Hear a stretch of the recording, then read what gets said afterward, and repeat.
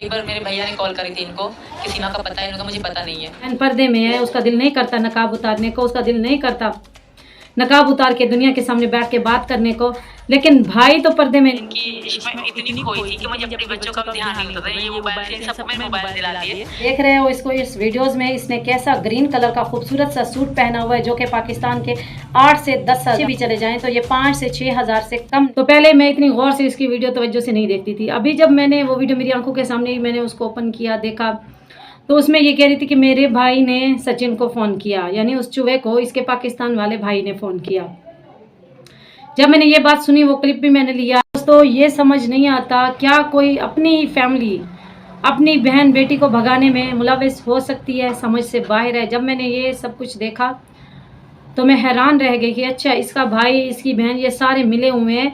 इसके भाई के पास नंबर कहाँ से आए, उसने कैसे चूहे को फ़ोन किया और अपनी बहन के बारे में पूछा। तो मैं कंफ्यूज थी जब से मैंने वो वीडियोस देखी। तो मैंने कहा इस बात को क्लियर तो करना चाहिए, इनके साथ रब्ता करके इनसे पूछा जाए कि आप लोगों को पता था, आप लोग मुलविस थे मकान बेचने में, इसके डॉक्यूमेंट्स बनवाने में, इसको इंडिया भेजने में, क्या आप लोगों का हाथ है? अगर हाथ नहीं है तो आप लोगों को कैसे पता चला कि ये उस चूहे के पास गई होगी, या उस चूहे का नंबर आप सबके पास कहाँ से आया कि आप लोगों ने चेक किया कि बांदरी इधर है आपके पास या नहीं? तो दोस्तों, मैं बड़ी कंफ्यूज थी। एक बार मेरे भैया ने कॉल करी थी इनको कि सीमा का पता है, इनको मुझे पता नहीं है। बस इतनी बात हुई थी। आप चाहती हैं कि पाकिस्तान एक दफ़ा जाकर दोबारा देखें या आपको जाने का मौका मिले? मैं नहीं जाना चाहती क्योंकि मुझे बहुत खतरा होगा वहाँ। आपका वतन है, भूल पाएंगी? प्यार तो है, पर इसका ये मतलब नहीं कि मैं वापस जाऊँगी, वापस कभी भी नहीं जाऊँगी। राय पहली मोहब्बत देश से देश होता है ना, उससे मोहब्बत है, इससे मैं नहीं कि इससे प्यार नहीं, इससे बहुत प्यार है। पर पाकिस्तान ही पाकिस्तान है, पर इसका ये मतलब नहीं कि मैं वहाँ जाना चाहूँगी, नहीं जाना चाहूँगी। वहाँ यादें हैं, मेरे बचपन है मेरा, मेरे पापा मम्मी की यादें हैं, तो वो तो आएंगी यार। जब मैंने उनके घर वालों के साथ, इसकी फैमिली के साथ जब मैंने रब्ता किया तो मुझे वहाँ से मालूम हुआ कि जो चीज़ें ये यहाँ पे रख के गई थी रेंट वाले घर में, मोबाइल का डिब्बा था और उसमें कुछ और भी पेपर वगैरह थे, और उनमें से ये नंबर हमें मिला। तो हमने गुलाम अहमद सर को वो नंबर दिया। जब उसने सऊदीया से इस नंबर पे कॉलें की तो किसी ने नहीं उठाई, क्योंकि बांद्री को पता चल चुका था ये मेरे बच्चों का बाप फ़ोन कर रहा है, उसने कॉलें नहीं उठाई। फिर जी पाकिस्तान से इसके भाई आसिफ ने कॉल करके पूछा चूहे से कि मेरी बहन तुम्हारे पास है। तो वहीं बांद्री जिक्र कर रही है वीडियोज़ में कि मेरे भाई ने सचिन को फ़ोन करके पूछा था कि मेरी बहन आपके पास है। तो ये थी सारी स्टोरी। एकदम से मुझे भी दोस्तों यहीं लगा कि इसकी फैमिली, इसके घर वाले इस सारे काम में, इस सारे कांड में मुलविस हैं। उन्होंने हाथों से घर भिजवाया होगा, हाथों से इसको भेजा होगा। लेकिन जब ये अंदर की बात मैंने जानी तो फिर मुझे कुछ तसल्ली हो गई। देखें, दुनिया तो बहुत कुछ बोल रही है, मैं भी यही चाहती हूँ कि उसके भाई को सामने आना चाहिए। ठीक है, बहन पर्दे में है, उसका दिल नहीं करता नकाब उतारने को, उसका दिल नहीं करता नकाब उतार के दुनिया के सामने बैठ के बात करने को, लेकिन भाई तो पर्दे में नहीं रहता ना। भाई तो कोई नकाब करके नहीं आएगा, उसके भाई को तो आना चाहिए। यहाँ पे कोई इंडिया पाकिस्तान के नारे नहीं लगवाने, कोई उससे मुल्कों के बारे में कुछ नहीं पूछेगा, सिर्फ उसकी बहन के बारे में बात की जाएगी, उसकी बहन के बारे में पूछा जाएगा और कुछ नहीं। और वो अपनी बहन के बारे में क्या राय रखता है, बच्चों के लिए क्या कहता है, उसको आना चाहिए, अपने बच्चों के लिए आवाज़ उठानी चाहिए, अपने भांजे भांजियों के लिए।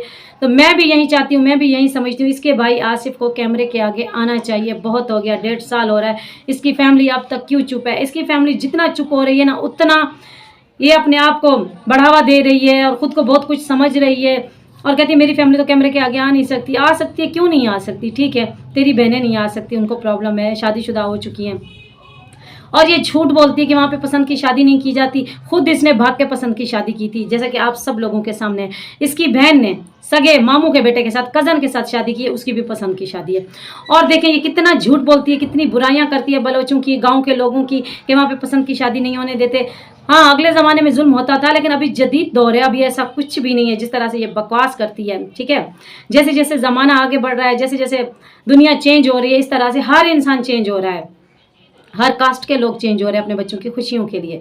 अच्छा, तो दोस्तों ये तो बात हो गई क्लियर कि इसकी फैमिली इसमें मुलविस नहीं है, जैसा कि वो कहती है। अभी अंदर की बात रब भी जानता है, अल्लाह बेहतर जानता है। मुझे जितना तक मालूम है वो मैं आप सब लोग को बता रही हूँ। ये बात तो हो गई क्लियर। अभी आते हैं बांद्री की तरफ। अभी इसकी एक और वीडियोस देखिए आप पाकिस्तान की। ये दुखी परेशान औरत इतने अच्छे अच्छे कपड़े पहनती थी, इतने ब्रांडेड सूट पहनती थी, ये पैसा कहाँ से आता था? दोस्त यार इतना नहीं देते जितना इंसान को अपना हस्बैंड देता है। लूटती रही हस्बैंड से, खाती रही हस्बैंड का, कहती है मेरा तो डिवोर्स हो चुका था, 4-5 साल से तेरा अगर डिवोर्स हो चुका था, फिर तेरा हक तो नहीं बनता था, तो उसकी कमाई खा रही थी और उसको तूने बेवकूफ़ बनाया हुआ था। और एक वीडियोज़ में देखते हैं जिसमें ये कह रही है, इससे एक एंकर ने सवाल किया कि आप जब इसके साथ पबजी खेलती थी तो आपके शौहर को पता होता था? आपका शौहर किधर होता था? कहती है उसको पता होता था मैं गेम खेलती हूँ, लेकिन वो सऊदीया में होता था, उसको नहीं पता था मैं इसके साथ इतना यानी इसके नज़दीक आ चुकी हूँ, मैं इसके साथ इतनी बात करती हूँ। तो उसको ये बता रही कि वो सऊदीया में होता था, हम लोग बात करते थे, उसको पता था मैं गेम खेलती हूँ, लेकिन उसको ये नहीं पता था मैं इतनी उसके नज़दीक आ चुकी हूँ, हम लोग इतनी देर तक बातें करते, क्योंकि वो तो एतबार करता था। उसको क्या पता था कि ये मेरे 4 बच्चों को लेके मेरा मकान बेच के भाग जाएगी। समझ से बाहर है। कोई इंसान कैसे सोच सकता है कि हमारा शौहर या हमारी बीवी 4 बच्चों के बाद भी हमें धोखा देगा या धोखा देगी।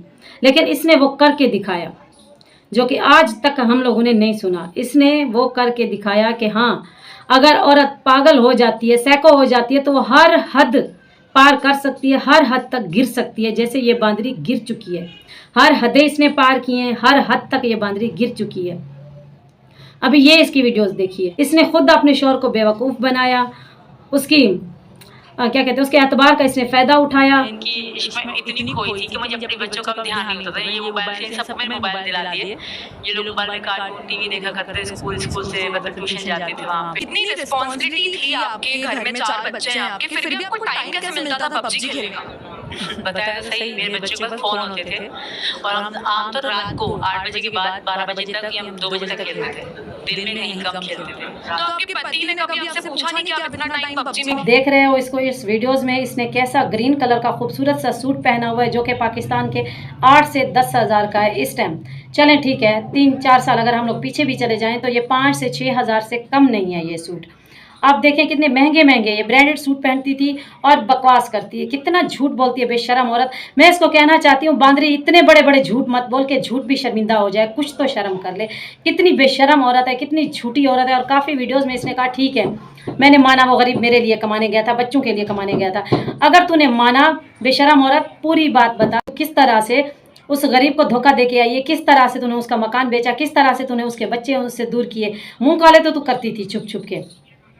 और कैसे तेरे यार हैं जो आज कैमरे के आगे बैठ के तेरी सारी सच्चाई दुनिया को दिखा रहे हैं, और वो खुद भी उसमें मुलविस थे और कहते हैं कि जी अभी ये गलत है, इसको वापस आना चाहिए। मैं उनको कहना चाहती हूँ, तुम लोगों को शर्म नहीं आई जब तुम लोगों ने उसका साथ दिया, उसके डॉक्यूमेंट्स बनवाए, वो तुम्हारे पास आके रहती थी और तुम लोगों ने खुद उसको एयरपोर्ट पे जाके छोड़ा होगा, तब तुम लोगों को शर्म नहीं आई?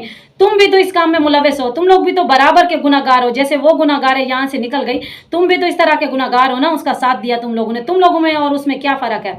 और ये बांदरी कहती है कि मेरा जो दिल करता है वो मैं कर लेती हूँ, बचपन से मैं ऐसी हूँ। अरे तू चोर है, तू बेशरम है, तू नीच औरत है, तू छुप छुप के काम करती है, जैसे कोई नागिन छुप छुप के काम करती है, जैसे कोई क्या कहते हैं एक क्रिमिनल, एक धोखेबाज, जैसे कोई चूहे छुप छुप के काम करते हैं ना, तू इस तरह के काम करती है, छुप छुप के तू काम करती है। जब तेरा काम हो जाता है उसके बाद तू कहती है कि जी मैंने इतना बड़ा काम कर दिया, जो कि तुझे नहीं करना चाहिए था। एक औरत को ये सारी चीज़ें नहीं जचती जो तुझने की हैं। दुनिया में कोई ऐसी औरत नहीं है जो इस तरह के कांड करके फिर हंसती रहती हो। बेशरम तो है, तो पूरी दुनिया को पता है। अगर तू इतनी अच्छी थी, दिलेर थी, सच्ची थी, तू जो काम करती थी किसी से डरती नहीं थी, तो तू अपने ही मुल्क में बैठ के तू अपने मसले हैंडल करती, अपने ही मुल्क में बैठ के अपने सबके साथ मुकाबले करती जिन्होंने तेरे साथ किया है। ठीक है, ये बातें तुझे नहीं जचती जो तू आज सरहद पार होके बकवासें करती है अपने मुल्क के ऊपर, अपनी फैमिली के ऊपर। और जो कोई भी तेरे बच्चों के ऊपर आवाज़ उठाते हैं, गुलाम अजहर का साथ देते हैं, तो तू उधर कुत्ती भौंकना शुरू हो जाती कि मैं इनको गंदा करूँगी, बदनाम करूँगी, जलील करूँगी। तो ये खुद ब खुद पतली गली पकड़ जाएंगे। हम पतली गली नहीं पकड़ेंगे, हम तुझे कैफरे किरदार तक पहुँच